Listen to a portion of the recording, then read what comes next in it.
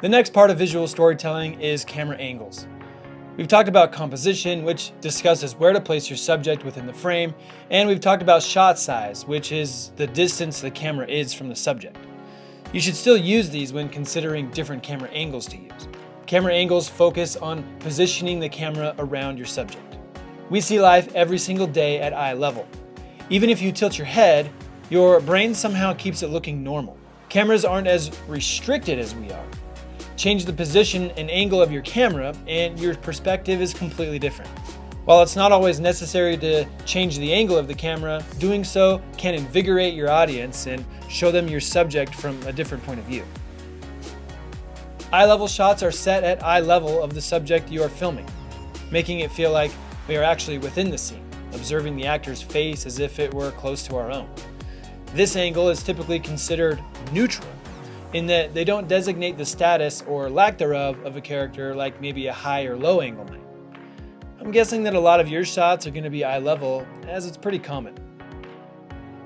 High angles are created by placing the camera just above the object or character and tilting the camera at a downward angle.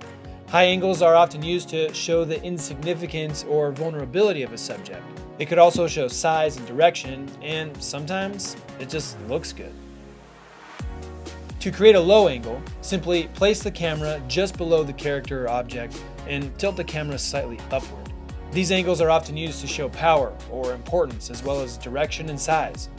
And other times, a low angle just might look cool. A bird's eye view is often filmed from directly overhead or extreme height and distance. Maybe you would use a drone to film these shots. These types of angles are used to show location, height, or direction. In this particular shot, the extreme angle combined with the wide shot makes the character seem small and all alone. And if you know the story in Moneyball, you know that's exactly how he feels. A bug's eye view is often used to show the height of something or direction. It can also make reference to how small something is when used as a point of view shot. The camera is placed at as low a point as possible and can point almost straight up. Dutch angles are created by tilting the camera to the left or right.